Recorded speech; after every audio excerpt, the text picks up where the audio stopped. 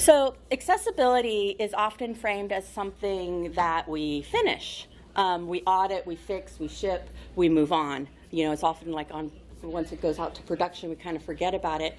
But as the title of my presentation suggests, accessibility behaves more like a story than a task. Standards change, technologies change, teams change, maintainers of our open source projects change. So even when we think we've won, the story, oh, come on in late. Come on. Yeah. Oh, I know. So today is about learning how to stay in the story without burning out or losing the momentum we need to be successful to accommodate everyone's needs. There is a bit.ly link that takes you to the slide deck. My apologies, the slide deck is not fully accessible yet. I did not put alt tags on my images yet, but it'll be ready by the end of the day. And there's a QR code too if you want to follow along. And the reason why I'll give the link at the end too is I have a lot of resources and links, and there's some information on the slides that's more detailed than what I talk about. So if you want to go back to it later, that's available. And I think it'll also be on the Florida Camp website by the end of the day as well. My name is Amy June Heinlein, Volkswagen Chick on Drupal.org, along with LinkedIn, the Drupal community, and Blue Sky. That's a QR code if you want to connect with me on LinkedIn. I work at the Linux Foundation. I help maintain the portfolio of products on the education team, including certifications, exams, and that kind of thing. I am not smart enough to do that content myself, so I wrangle SMEs to do that for me. And then in the Drupal community, I help with the community working group. I work with some people on accessibility, and I help organize some camps and DrupalCon. Woo, that's really bright. Does it work if I put my? No, okay. No, it's just the display. Okay, wow. Okay, so this is kind of what we're going to go through. We're going to talk about why accessibility is never really done. We'll talk about some of the guidelines that we know and some of the guidelines that we don't know. Most of us have, or plenty of us have Drupal websites that are WCAG 2.1 compliant, but now we have 2.2, so I'll go over some of those changes. We'll look at some of the things that are changing worldwide. And we'll also look at how our standards are changing eventually in the future and talk about what that means when we build our products and maintain them. Hi, Aubrey. So why is accessibility never done? Meeting that WCAG standard, and if you aren't familiar with that, I'm going to go over it in a little bit because I don't want to assume anyone's, my cursor's gone. Okay, I don't want to assume anyone's knowledge, so I'll go over some of the acronyms in a bit. But as our content changes, when our features evolve, when our technologies update, when we switch operating systems, these are all kind of barriers that emerge if our accessibility isn't actively maintained. So I have up here accessibility as a finish line. This is a really kind of an old school way of thinking, but if you haven't touched accessibility in a while, you might still frame it like that. Again, I'm going to talk about this a lot, so you'll hear some of the phrases a couple of times on purpose, but we audit, we fix, and then we ship it and forget it. It feels kinds of logical. You know, you have a QA person, you have your wireframes, you have your front-end developers, you have your back-end developers, and then you just sort of, or you've been handed a project and you're doing an audit at the end. The problem is auditing, remediating, and shipping it, none of those processes are wrong. Maybe the forget about it part is wrong. But the problem is that model assumes that everything will remain stable after the launch, that we don't have to do anything to fix it. And I'll go over some of the ways that we change our content and develop that does break our accessibility. And as soon as contributors rotate, when we're talking about open source software and building products, the technology shifts. We all know that we had operating systems as they upgrade. How many people have an iPhone and you got that liquid glass? Yeah. So the things change and things break. So the finish line approach breaks down because the environment around us never stays the same. We're constantly changing. You know, our browsers update. Maybe we had settings saved in our settings, and then when our browsers update, we lose all of that. Assistive technologies evolve. I'll talk about what assistive technology is in a bit as well. Something that worked a year ago maybe is difficult to use and maybe even unusable as the platforms and the systems change. It's all good. Thank you, Bernardo. Do you want to sit down? Hi, Erin. So people move into different roles. You know, I worked with Carrie on accessibility projects, and she left the team that I was working with, and all of a sudden we didn't have an accessibility person anymore. You know, things like that happen, and it makes it everyone's job to do accessibility. The content never stops changing. How many of you have shipped off a product and the content people went in there and now all the accessibility is broken because you gave them a WYSIWYG that like highlights in yellow and the text is purple? So these are all things that we have to think about when we launch our projects. New pages, new features, everyday edits, all that kind of stuff. And accessibility doesn't disappear at once. It kind of slips away gradually. It's little changes that we don't notice over time, and then all of a sudden something big happens. So it's that accessibility is a story, not a task. It won't survive. If we have that finish line approach, it won't survive very long. It doesn't survive real world use, and we'll look at we'll demo some things, or not demo, but I have examples of real life things that break. So thinking of that as a story, a never-ending story, helps us plan for change instead of always being surprised by the change.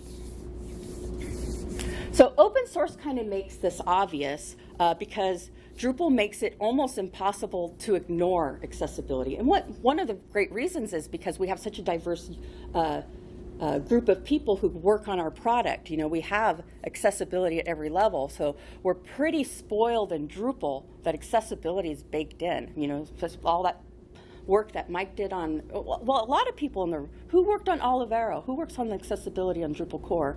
Yeah, so we all kind of like give things to Drupal, so we're spoiled. But contributors rotate. Maybe, you know, someone who was dedicated to accessibility a year ago is no longer on the team, and they haven't like rotated that person in and out. So every world has rules. We don't always follow them, we know this, but in ours, accessibility rules come from standards and laws. They exist to give us a shared knowledge base, not to freeze progress, but to give us some shared language to experience together. Standards help us understand what the word accessible means, because what's accessible to me might mean something different to someone else. WCAG tells us what to check. It doesn't promise accessibility will stay intact forever, but the standards help us agree what it means, especially across large groups or distributed teams, globally, that kinds of things. And as our world gets bigger, it also gets smaller, right? You know, as the pandemic started, we were shelter in place, we became global, not just you know tied to where we worked. We started working with global teams. But the standards. Sorry, I lost track because I'm thirsty. They describe expectations, you know, at that exact moment in time, but they don't stop change from happening. So knowing your standards and keeping up with standards is really important. You know, a lot of us have websites in Drupal 8 that are 2.1 compliant, and that's great, that's wonderful. But 2.1 is old at this point. 2.2's been around for a while. 2.2 didn't remove or change any existing criteria, but it added things. So 2.1 still applies, but there's these new measures that are in place. A lot of what they added was they added users, thinking about users with cognitive and learning disabilities, not just physical disabilities, and I'll talk a little bit what that means. Of course, it enhanced things for people with motor impairments, dragging alternatives. Remember when Layout Builder first started, you could only drag it with the mouse? You know, that wasn't very accessible at all, but we moved towards, you know, making it, being able to click the plus button, right? We talk about redundant entry, you know, people with cognitive cognitive concerns don't always remember from one place to the other. Maybe they can't figure out a puzzle and a CAPTCHA. So we just wanted to reduce friction among things in common tasks with 2.2. It focuses on visible, usable interactions, predictable help, help that doesn't change from site to site. It's really hard to go from one site to another when the things change.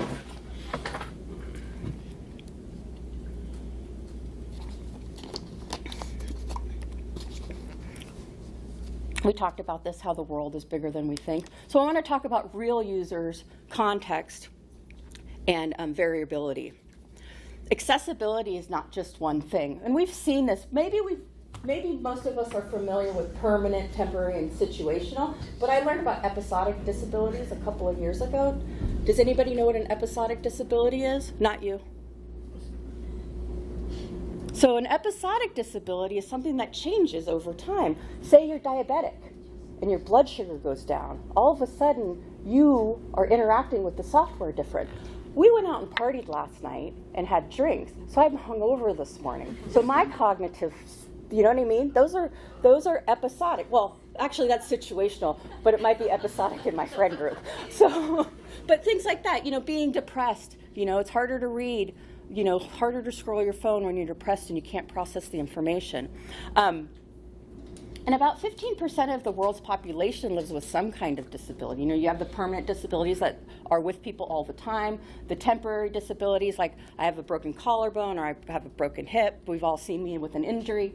And the situational disabilities are things like, the mom on the bus who's scrolling her phone with just one hand because she's carrying a baby, That's a situational disability.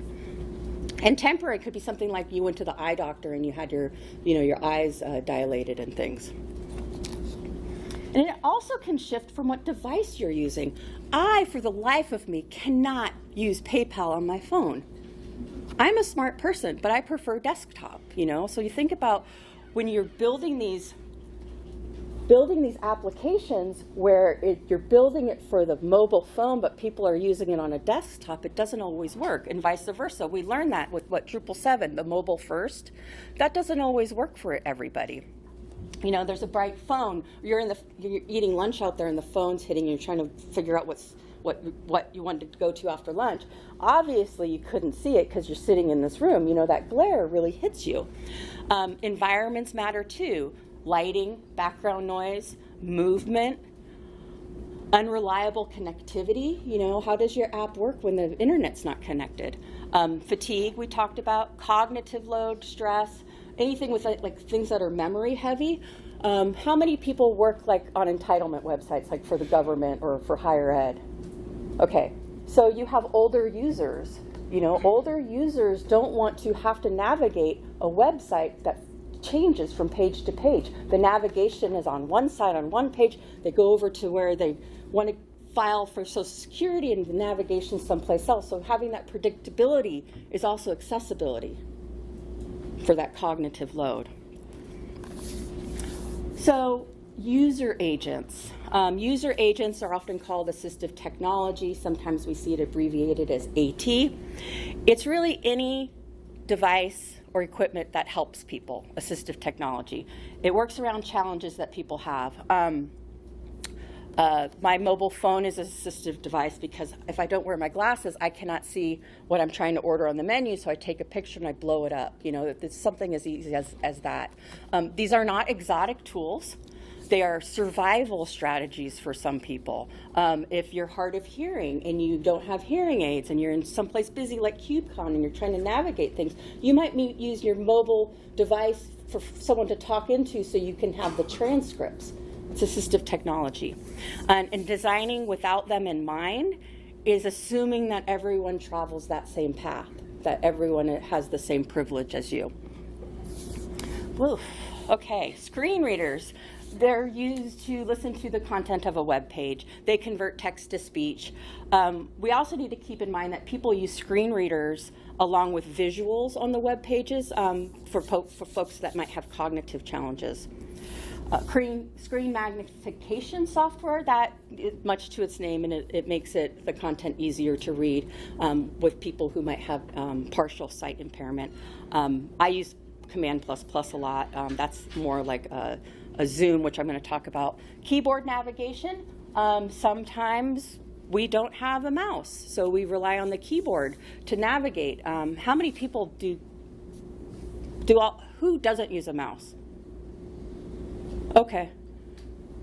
I don't. Okay, so I use a trackpad a little bit, but I navigate from my keyboard most of the time, and it can be really frustrating when I'm at the top of the page and that pop-up comes up at the bottom, and I have to keyboard through everything to get to close that so I can hit the submit button because it's hidden underneath that overlay. Well, if I have to tab through 3 things and I'm not there yet, you've lost me. Disabled users are reliable and consistent consumers of your content. If you go to a website and you can't use it, you will not likely go back. But this applies to like complex menus, you know, those sticky menus, you know, the mega menus that we're all building. Imagine having to navigate through all of that to get to the login, you know. So think about that keyboard navigation. Think about that modal that comes up and you can't get to it, or you go into a pop-up and then you can't get out of the pop-up because the escape key doesn't work. So that's relying on the keyboard. Zoom. I do this a lot. I don't like to wear my glasses because I have different glasses for different needs, and so I do a lot of Zoom plus, Zoom minus all day long, depending on the site. This could be because of low vision, it could be because of aging eyesight, and it could be simply from having a small screen. When our layouts break, or the text overlaps, or the scroll bars, you can't get to all of a sudden there's 2 scroll bars. And then also if your content becomes distorted when you zoom in and out. So that's something to think about as well. Virtual reality. I don't use virtual reality. It kind of freaks me out a little bit, but it is something that a lot of people use. It opens up great opportunities to improve accessibility, especially in gaming, by creating inclusive, immersive environments.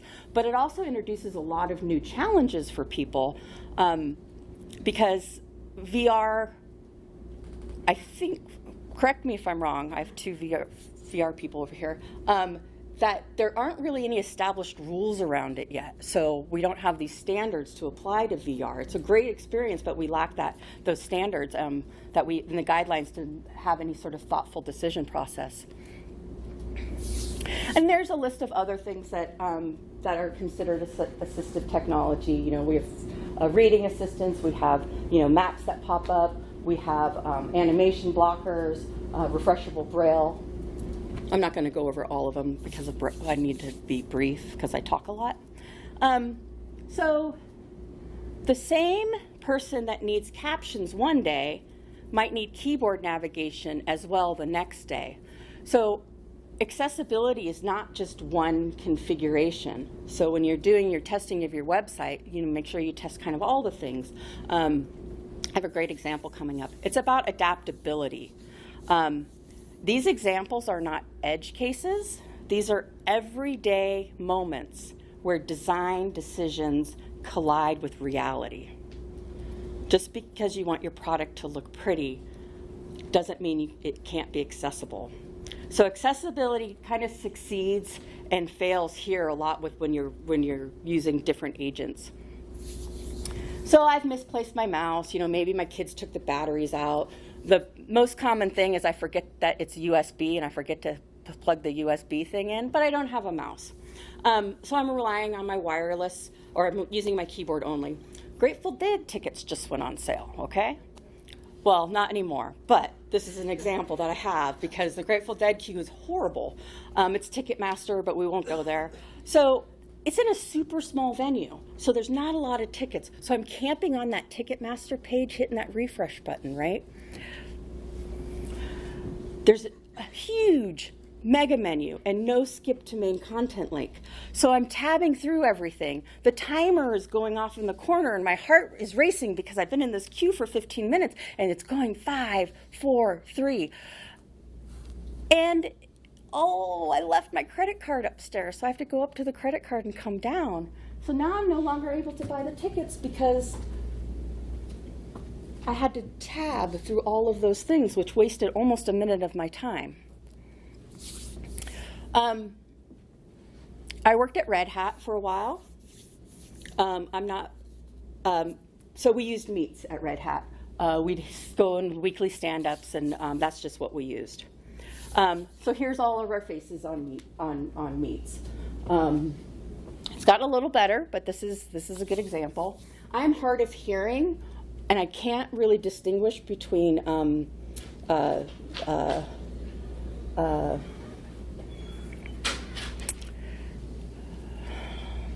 also lose my words. I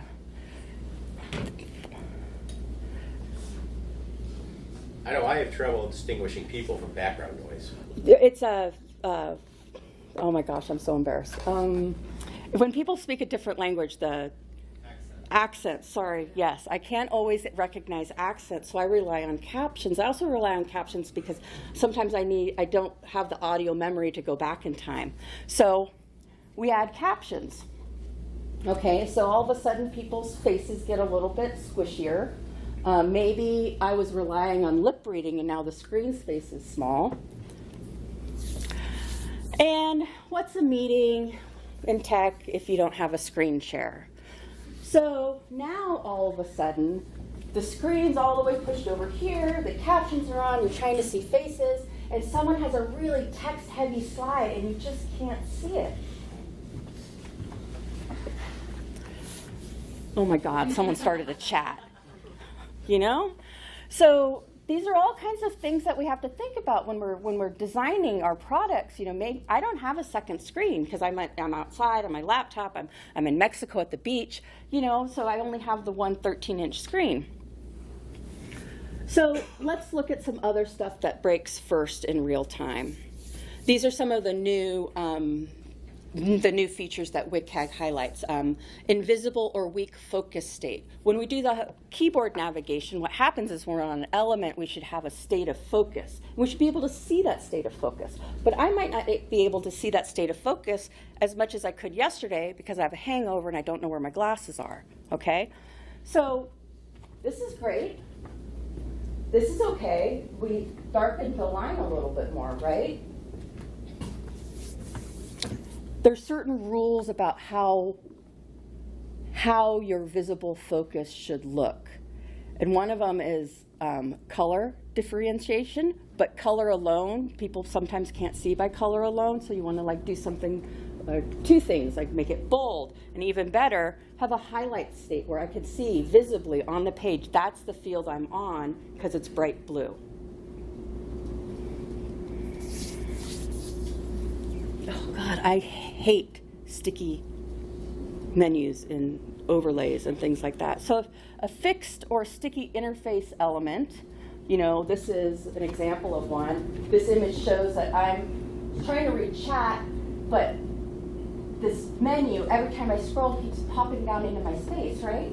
And then I have a feature to add something, but it's also covering up my content. So there's two things in this image that's keeping me from getting to my content. And imagine if it was something bigger, or if you're on a smaller screen. Usually it's things like sticky headers covering anchor targets. It could be consent banners overlaying the content at the bottom. How many times is you're like trying to check out of something or hit a submit button and you can't find it on the page because you ignore those pop-ups at the bottom, right? And you didn't see that you had to exit and that submit button is underneath that. Well, it happens to me all the time, but you know, it's underneath that overlay because I ignore the pop-ups. So there's certain rules around focusing on elements and being able to, we shouldn't use overlays at all, but that's an opinion. Drag-only interactions. I kind of brought this up with those draggable, like when we were using Layout Builder at first. You want to be able to complete an action with a drag without having to use your mouse or your finger. So you want to be able to use the keyboard or some other way to move that element. So this is an example of a CAPTCHA, a puzzle piece, but the only way that you can get this puzzle piece in here is if you drag it. You need to have a mechanism to be able to move this over here without just having to move it, because some people don't have the dexterity, they might be paralyzed, they might be missing a limb, all of those things.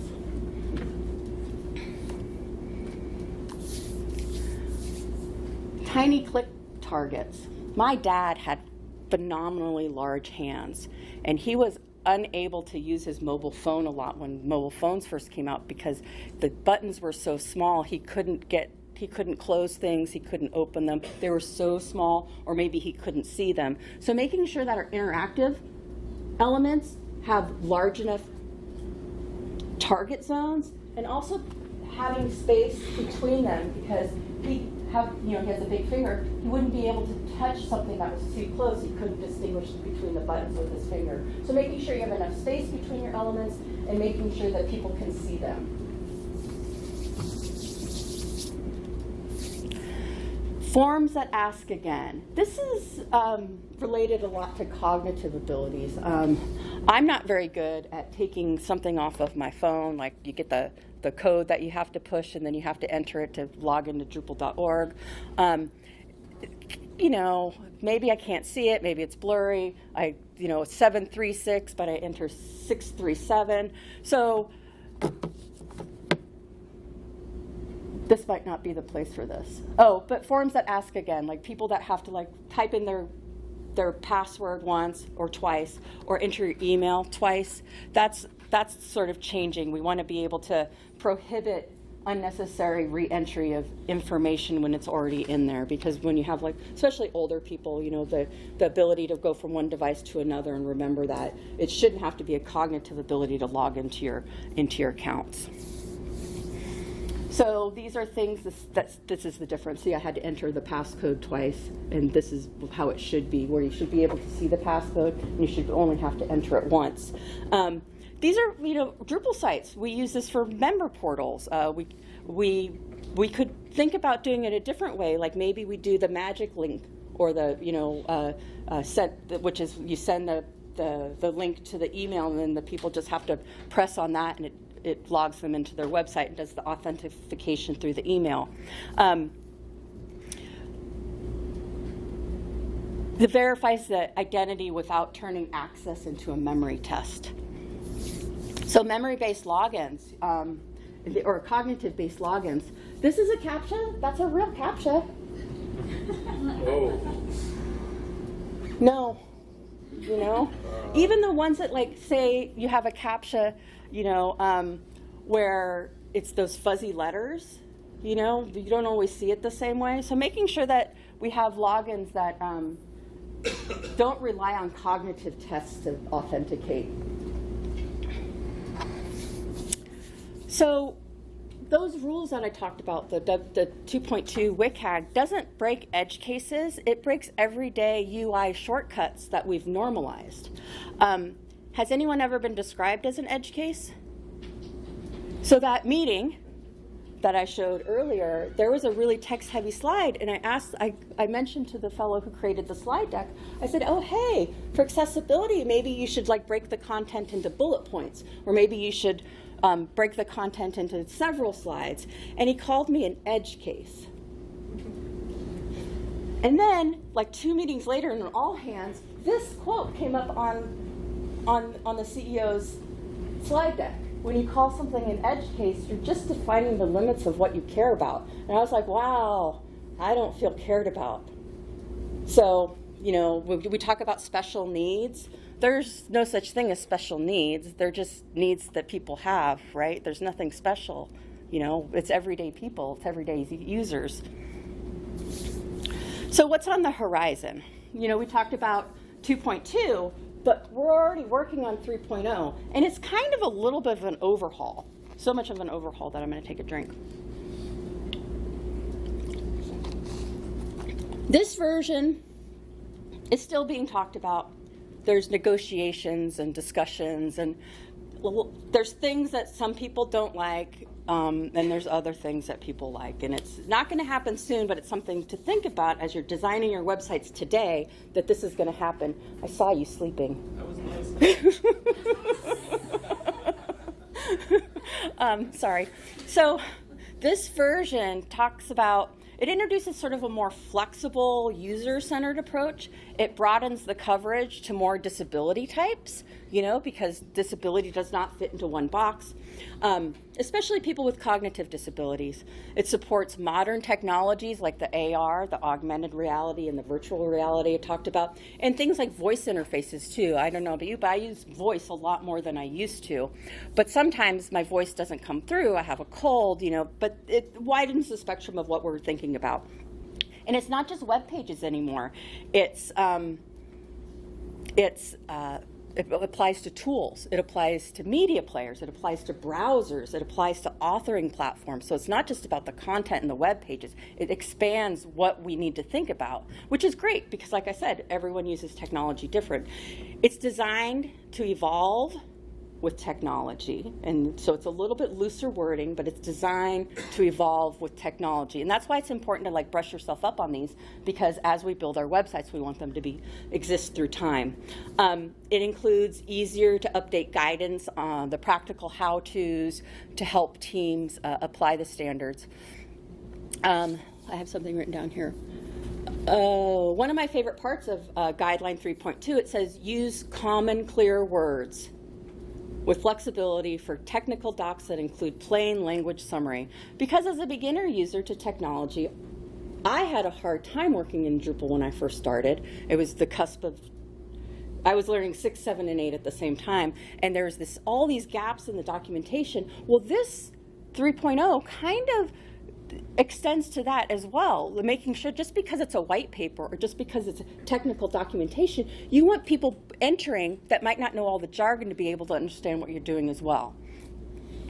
It shifts from does it technically pass to does this actually work for people. It's not lowering the bar by any means, but it's just measuring sort of the right things. It tests and scores outcomes with specific technology. It includes specific technology testing.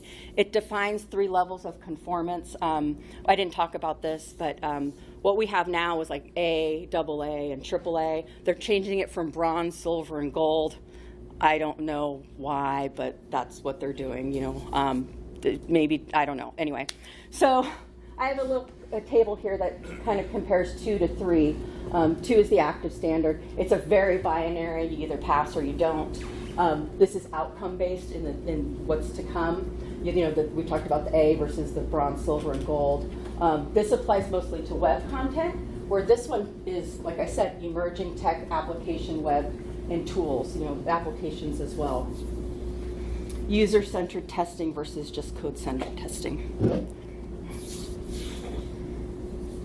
So the disability focus is a little bit different. We talked you just covered the visual and audio, where the 3 expands into cognitive learning and emotional. It's a new model. It's a continuum.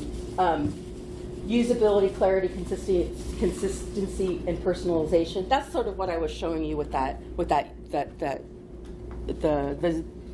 meetup call along and trying to buy my concert tickets. So those are WCAG standards. But last summer we had something come out. Talked about the European Accessibility Act. I talked a little bit about how our audience is more global than it used to be. Well, this is really important. Maybe some of us, we're only working on government websites, but maybe your mom lives in Uganda and speaks a different language. Or maybe, well, this is European, but maybe they live in Germany. So our products, to be able to use them in Europe, we have to follow this European Accessibility Act. It's aimed at improving the products and services across all the member states of the European Union. So if you plan on doing business in one, you have to follow all of them to be able to be a part of the marketplace in all of them. It's a legal requirement that happened in June of last year. But if you build with the WCAG standards from the start, the accessibility defects can block market access, not just usability. So not only it expands the guidelines to the marketplace. So if you do not have an accessible website, you cannot sell your products in the European Union. So it's a big deal. It was created for consistency. Again, we talked about how guidelines are like just to have the consistent wording across the field. It's to harmonize the laws across the EU member states. And they aren't different from state to state. So they're standardizing. They took all of these standards that all the different countries had and they made them into one thing, okay? It's also aimed to reduce that fragmentation in the market. Accessible products and services should not face barriers because regulations varied across borders. It made it a little bit more of a fluid environment, fluid market. And it's not about people. It's also about people, sorry.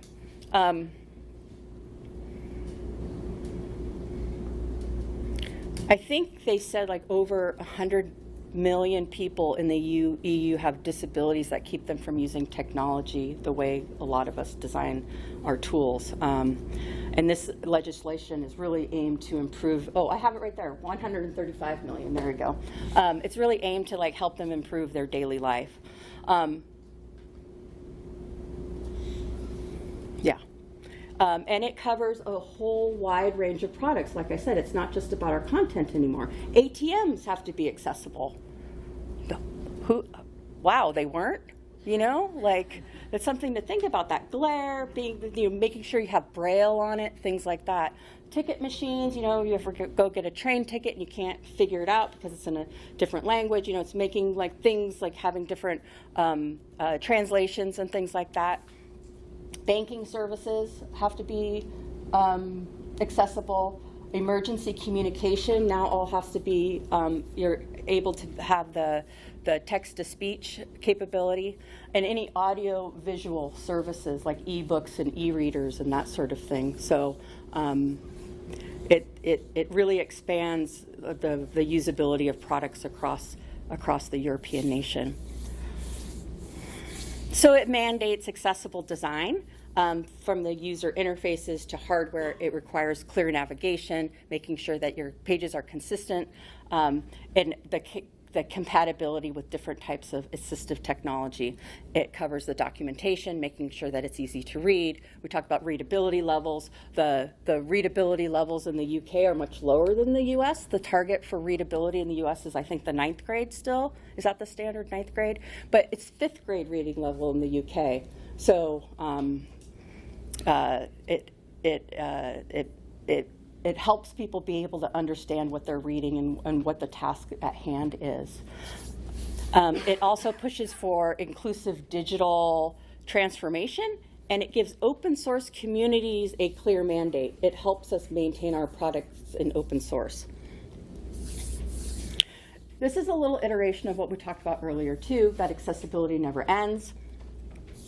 So this is kind of that traditional workflow. We have our designers and we have our UX people, and they do our wireframes and they do the mock-ups. They're putting stuff in Figma. We have a build team that builds our products, and they go off of the wireframes. We deploy our products. Usually, well, I hope things are changing. I work in accessibility, so I'm more hopeful, but I'm cynical at the same time that this isn't the workflow for everyone. Accessibility sort of happens here. We audit here, and then we deploy, and then we're done. When we build our product and we deploy them, the accessibility become bugs rather than built into the product. So that's sort of the traditional flow in a visual sense. Like I said, we do our wireframes on our research, we do client handoff, we do deployment, But this is one way you can do it, and I've seen a lot of agencies do it this way, where we inject testing at the beginning of our wireframes and our usability testing. Maybe we're going to the UC Berkeley and doing a screen reader lab with real users. Real users should test your products. Real users should use screen readers. Then we test again, and we test some more, and we test after deployment. But this is sort of the reality of how we should see it, in that instead of linear where there's a finish line, it's that continuous iteration, right? Accessibility becomes continuous improvement, not just cleanup. I worked on a lot of accessibility teams where I just kind of cleaned things up and that was it, you know? It wasn't very fun and it didn't feel very good, you know? It didn't feel, it just felt yucky. So we designed for change instead of fearing it. So when we reimagine the cycle, it becomes linear to circle. It makes us sort of realize that accessibility is never complete. We want to make sure that we strategize and develop in a style that allows flexible changes as guidelines change. So we build the design in a way that allows flexible changes as standards evolve. So if we think about accessibility and how we're always evolving, if we build in a way that allows that continual iteration, if we have teams that learn accessibility, it's not just one person's job, it's not the QA people, it's our designers' jobs, it's our stakeholders' job to be informed by the service of what accessibility means and what you can do for designs. It's our builders' job, it's our testers' job, and it's our content people's job as well. Lots of times, like I said, we hand our products off to our consumers and they break the accessibility. So if everyone learns what they can do in their part of the build and process, then accessibility never really breaks because it changes with everyone. Oh, I already said this, but like I said, if everyone sort of has this, like when you onboard, well, okay, continuous education. Developers will go to classes and learn about development things. So why don't we teach accessibility when we onboard people? You know, every year when you take those classes, accessibility should be in there too. A reminder that this is something that's real, it's something that changes. You know, we share in our retrospects how our consumers used our products. We share with the whole team, not just with the people who are testing, and we train our content creators like we would train anyone else.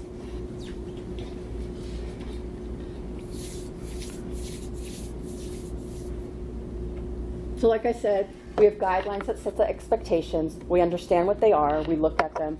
And, you know, there's checklists that you can use. There's all sorts of resources that you can use to look up different standards. Unfortunately, a lot of bigger enterprise sites or even colleges, it's laws and they start to get sued, and it's the money part that motivates the change.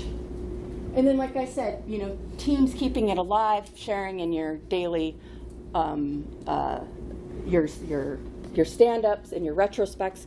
You know, you went to an accessibility conference, you learned something new. If Mike's going to share how he learned how to deploy something using, I don't know all the words, Composer, and he shares it with the team, why not Aubrey shares with the team that she learned how the color scheme on a certain menu doesn't work. You know, it's all about like feeling empowered to share your knowledge as you would if you were any other part of the team.